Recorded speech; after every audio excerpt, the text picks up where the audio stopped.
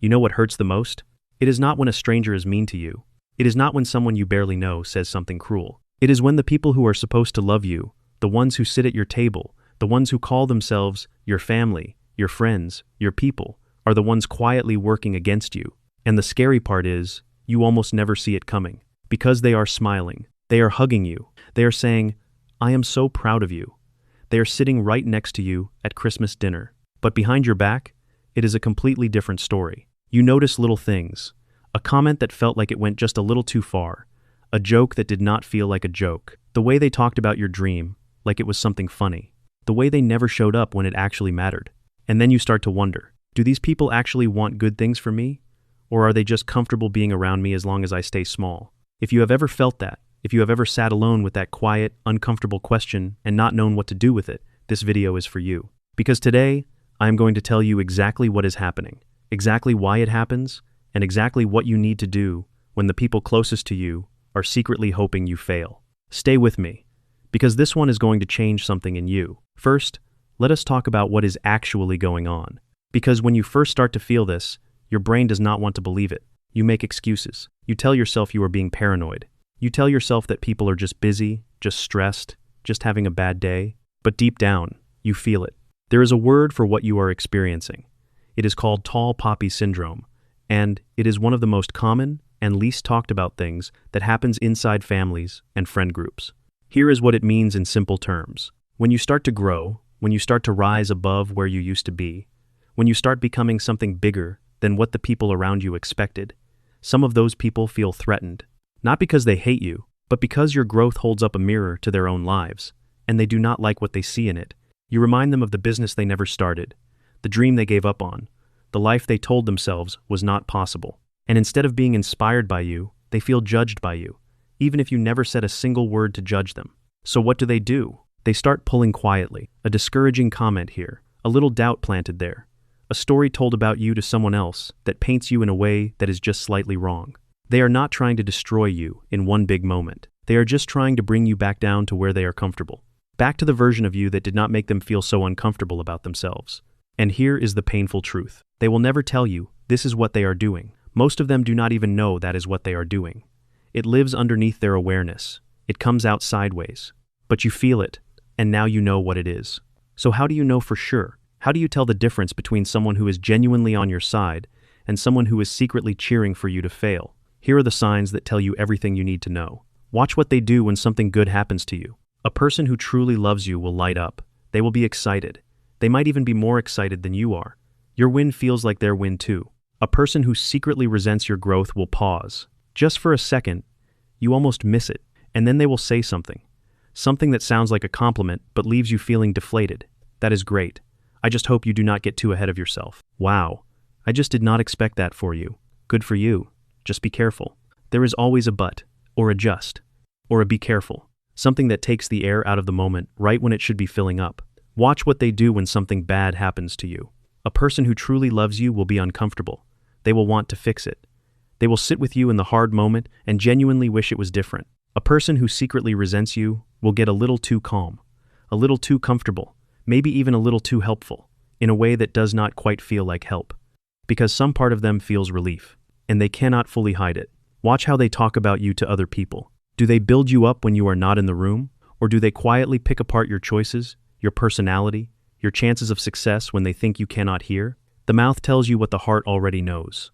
These patterns, once you see them, you cannot unsee them. And seeing them clearly is the first step to protecting yourself from them. Now, here is the part most people get completely wrong. When they realize that their own people secretly resent them, they do one of two things. They either explode, they confront everyone, they make it dramatic, they post something on social media, they send the long message, they make sure everyone knows they know, or they collapse. They go quiet. They shrink back. They start second-guessing their growth because it is costing them relationships, and maybe the growth is not worth the price. Both of those responses are mistakes. Here is why. Exploding gives the people who resent you exactly what they want. Proof that you are unstable. Proof that you cannot handle success. They will use that moment to justify everything they have been saying about you behind your back. They will tell the story forever. And collapsing is even worse. Because now they win twice. They got to keep you small without even having to do anything. You did the work for them. So what do you do instead? You do the one thing they never saw coming. You keep going, quietly, powerfully, without asking for their permission or their applause. Let me break down exactly what that looks like. The first thing you do is stop performing your life for people who do not want to see it succeed. This is a big one, and it is harder than it sounds. When you are excited about something, your instinct is to share it with the people closest to you. You want to celebrate with them. You want them to be part of the moment. But when the people closest to you are secretly rooting against you, sharing your wins with them before those wins are solid is dangerous, because they will find a way to poke holes in it. They will ask the question that plants doubt in your head right when you need confidence the most. They will share the story with someone who will share it with someone else, and somewhere along the way the story will change. So, you stop showing your unfinished work to people who are not safe. You keep your dreams quiet until they are real enough to stand on their own. Not because you are hiding, not because you are afraid, because some things are sacred, and sacred things deserve to be protected until they are strong enough to survive the cold air of other people's opinions. Build in private, win in public. The second thing you do is change who gets your energy. Every single day, you have a limited amount of energy. Think of it like a phone battery. When you spend that energy trying to convince people who do not believe in you, trying to prove yourself to people who have already decided what they think of you, trying to earn love from people who give it out based on how small you stay, you drain the battery. And then you have nothing left for the things that actually matter. So, you redirect. You start putting your energy toward the people who genuinely celebrate you. The friend who responds to your good news with real excitement. The person who checks on you after a hard week. The mentor who tells you the truth because they want you to win, not because they want you to doubt yourself. And if those people are hard to find right now, you put the energy into yourself, into your work, into your growth, into becoming so grounded in who you are that other people's opinions stop having the power to destabilize you. This is not about cutting everyone off. It is not about becoming cold and isolated. It is about being intentional with the most valuable thing you have, your attention and your time. Because where your energy goes, that is where your life goes. The third thing you do is the one that takes the most strength. You grieve it. And I do not mean fall apart. I mean you let yourself feel the real weight of what this is. Because losing the version of your people that you needed them to be is a real loss. Even if those people are still standing right in front of you. Even if you still talk to them every week. There is grief in finding out that the people you trusted with your heart were not fully trustworthy. There is grief in realizing that some relationships were only comfortable when you were struggling. And you are allowed to feel that. You do not have to perform okayness about it.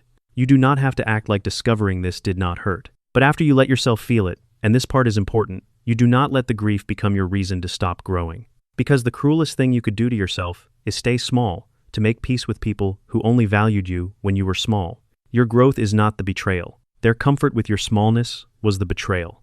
And the most powerful thing you can do in response to that is to keep becoming everything you were meant to be. Here is what nobody tells you about outgrowing people who do not want you to grow. It is lonely at first. When you stop performing for people who are not safe, when you stop shrinking yourself to keep the peace, when you choose your growth over other people's comfort, there will be a period where the space around you feels quiet. And in that quiet, the voice in your head will try to convince you that you made a mistake, that the growth is not worth losing people over, that maybe you should go back to the version of yourself that kept everyone comfortable. Do not listen to that voice. That quiet is not emptiness. That quiet is space. Space for new people who match where you are going. Space for relationships that are built on real love, instead of comfort and control. Space for you to finally hear your own thoughts, without them being drowned out by people who were never really cheering for you. The loneliness is temporary. The growth is permanent. And the people who find you on the other side of it, the ones who show up after you have already become, those people will be the ones who love you for what you are actually becoming, not for how convenient you were when you were staying small. Here is what I want you to walk away with today. People who secretly resent your growth are not your enemies. They are people who got stuck, and your movement makes their stillness visible, and that is uncomfortable for them. And instead of moving themselves, they try to pull you back. That tells you everything about where they are, and nothing about where you deserve to go. You do not fight them. You do not beg them. You do not shrink for them. You simply keep going, quietly, consistently, without needing their applause. Because the most powerful thing a growing person can do when the people closest to them are secretly hoping they fall is to refuse to fall. To get up every single morning and choose the life they are building over the comfort of the life they are leaving. And one day, not too far from now, you will look back at this moment and understand that the people who did not believe in you were part of what made you unstoppable. Because you kept going anyway. And that is the kind of person nobody can hold down forever. And here is one more thing I need you to hear before this video ends. Your growth was never the problem. Let me say that again, because a lot of people in your position need to hear it more than once. Your growth was never the problem. The problem was never that you wanted more. The problem was never that you worked harder. The problem was never that you dared to believe your life could look different from the one everyone around you expected you to live. None of that was wrong. What happened is that you grew in an environment that was not built to celebrate growing, and so the growing felt like a disruption, like a threat, like you were breaking some unspoken rule that said everyone here stays the same size. But you were never meant to stay the same size. You were meant to expand, to learn, to build, to become. And every single person in your life who made you feel guilty for wanting that was working from their own fear, not from love. Real love wants you to grow. Real love does not put conditions on your becoming. Real love does not get quieter when your life gets louder. So as you move forward from this video, I want you to carry this with you. You do not owe anyone a smaller version of yourself. Not your family, not your oldest friends, not the people who have known you the longest. Long history does not give someone the right to limit your future. Keep going, keep building, keep becoming, and trust that the right people will find you there.